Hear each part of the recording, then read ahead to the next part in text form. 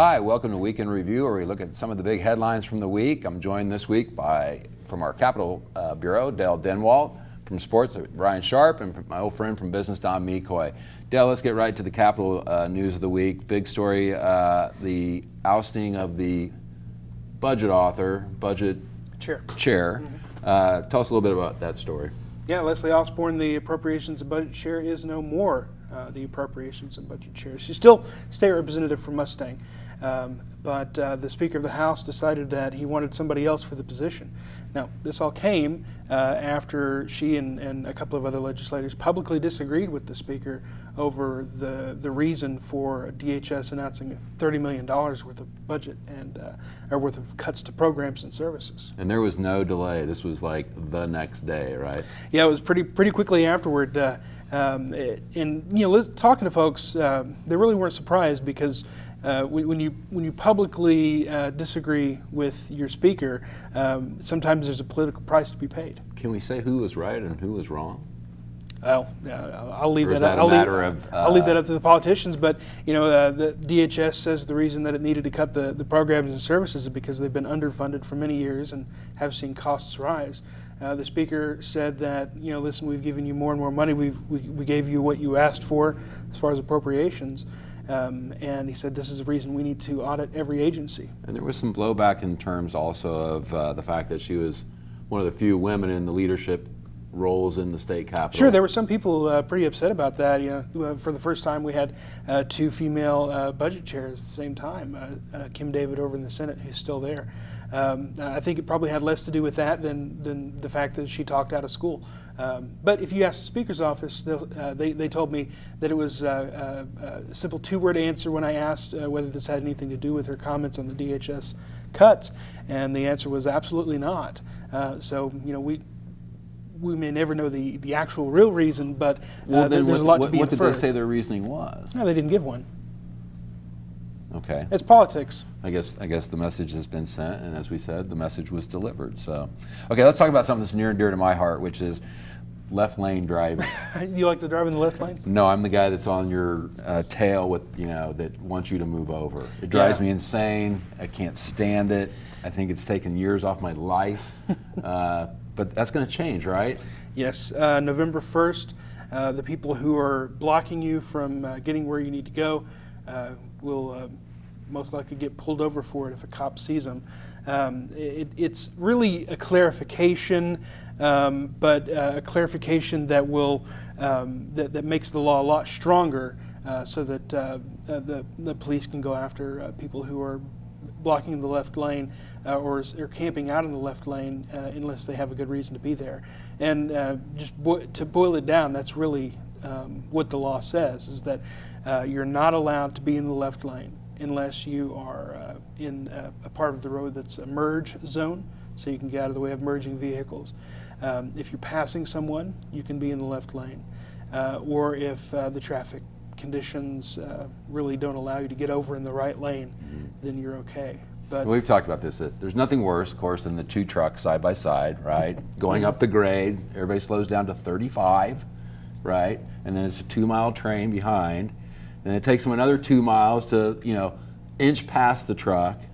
And then it's like NASCAR as everybody moves into the left lane and gets into the draft and, puts it to the floor. But then there are the cars are the ones that I don't understand, the ones that just hang there. And it's like, just speed up a little bit, just a little. Okay, I'm going too far. This is one that, I mean it. This really is one of my pet peeves in life. Well, they probably won't appreciate you calling the cops on somebody, even though it will be a little bit more against the law. I can call the cops? No, don't do that. They'll probably say, sir, please keep your eye on the road. If I use a hands-free phone to call the cops, would that be okay? Maybe. Drives me insane. Anyway, all right. Big 12 Media Days. I'm sure they talked a lot about OU and OSU, but what did they say about K-State?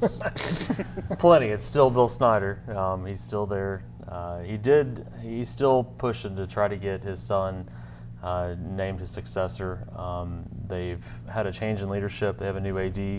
The old AD was not a fan of that idea. New guy. And I read that. Now, was the hint there that was part of the reason he was eased out?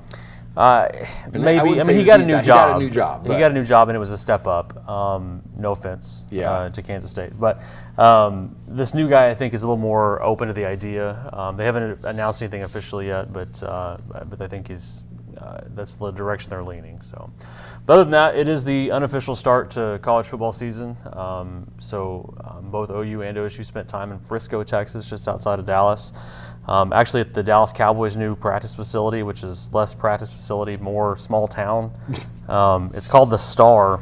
I hear they don't do things small down in Texas. No, it's called the Star, and it's got an indoor practice facility that would rival a lot of college stadiums. I think it's maybe 40,000 seats. It's covered. It's indoors. It's immaculate, and it's actually created a new little district around this facility. There's going to be restaurants and apartments and all kinds of stuff that are coming up around this area in Frisco, Texas, and it was kind of the flagship piece to it. But anyway, First Big 12 Media Days for Lincoln Riley. How'd he do? indeed, and it's been still. I'm still getting used to the idea of saying OU coach Lincoln Riley instead of Bob Stoops. He did really well. One of the odd things that came up was that a lot of his mannerisms and the way that he talked and the way that his cadence of talking is so much like Bob Stoops. And I actually got asked about it during this press conference. There was a reporter from the Austin American-Statesman that stood up and said, "Coach, I feel weird asking you this, but it's freaking me out a little bit. You sound just like Bob Stoops." And he had no clue. But I guess if you spend that much time in meeting rooms with somebody and you learn from somebody like he did, it's natural to happen. But they went on Monday, so it was Lincoln Riley, Stephen Parker, Baker Mayfield, a couple other guys from OU, and they're still the favorite in the Big 12. Even though Bob Stoops isn't there, the media still picked them to win the league. Not by as big of a margin as they have in the past, but they still picked them to win the league. Number 2, of course, was Oklahoma State, who went on Tuesday. Mike Gundy, Mason Rudolph, James Washington, Chad Whitener. They are set up to have a pretty good year. If they get a couple things to fall their way, they stay healthy. When you've got a guy like Mason Rudolph, this is his 4th year in the system. He's played a lot of ball. He's a Heisman contender. And then you've got weapons like James Washington, a transfer receiver from LSU. They've got 4 or 5 receivers that all could be number 1 receivers on another roster. And then you've got a sophomore running back in Justice Hill, who was phenomenal last year, named a freshman All-American. They've got the tools on offense to be special, and they have been for a while. The question, as it is most years with them, is about the defense. Gundy seems to think that they're faster than everybody thinks on defense. They've got more playmakers than they've had in the past, and then it could be a special year if some things fall right for them. Don was thinking that the question this year was the mullet. And what is the update on the mullet? It's still there in its glorious ways. And does he use gel on that, or is that just there's natural? some kind of product that he There's puts a in product it. in there. About a month ago, there were some pictures that came out of him. He was at a Coaches versus Cancer event, and it had gotten past his shoulders and was down, to the top of his back. And he said it was ponytail possible, that he could put it in a ponytail. And so at that point, he trimmed it. He said he likes it at the top of his shoulders, and now it looks like he's curling it. So I don't know if it's the product or what that he's putting in, but it's still an amazing topic, and it's still incredible to me that this has grown as many legs as it has, and it still continues to be a topic everywhere he goes. I don't know if the ponytail is that big a deal, because I think Dana Holgerson could actually get a ponytail off of the. It might be a little bit of like looking ponytail. Bam Bam from the top knot, more of a Yeah. Mm-hmm.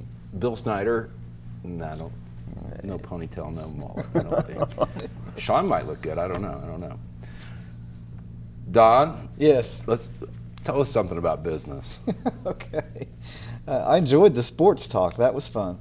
Well, our big story this week was the city reaching an agreement with the Convention Center Hotel, with the Omni Corporation, which will build and run this hotel. There's going to be a lot of public money poured into this project, $85 million of public money, plus whatever, and they're going to pay for it with bonds, and then those bonds are going to be paid off with money. There's not going to be any raise in taxes, but they're going to use money that's flowing in from other sources to pay these bonds, and when you count in all the interest and everything, the city's going to pay a lot of money for this. Now, Omni is bringing $150 million on this project, and there's a long-running agreement that goes out for decades as to how this is all going to happen. and the city's got some assurances of, blocks of rooms that they'll be able to set aside. They're going to be cash flow coming back to the city if this is a successful project, which it probably should be with all the planning that they've done. And we'll be building the convention center. This hotel will be a part of that, right adjacent to it. There'll be hundreds of rooms there. The people who are experts in these kinds of things say that's what you have to do to attract the kind of conventions that Oklahoma City wants to attract.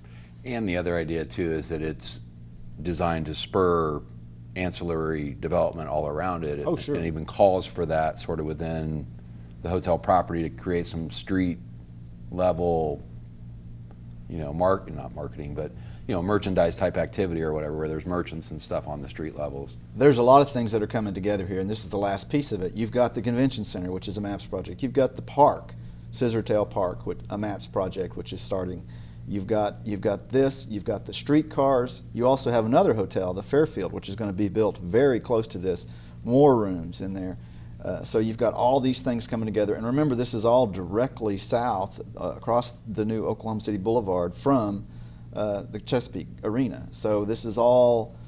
This is going to be a big deal when everything is in place, and it will happen pretty soon. And the work is going on the park. I think I saw they're digging the lake area out. So just it will transform the look of the city. It will change the front door. I know they've talked about that, and it really will change the orientation of how you sort of look at the city, I think. It's going to be amazing. It really will. So thanks for the updates. That's the kind of news we bring you all the time. We're online 24 hours a day. Pick us up 7 days a week in your driveway. Check us out. I think you'll like what you see. We'll see you next week.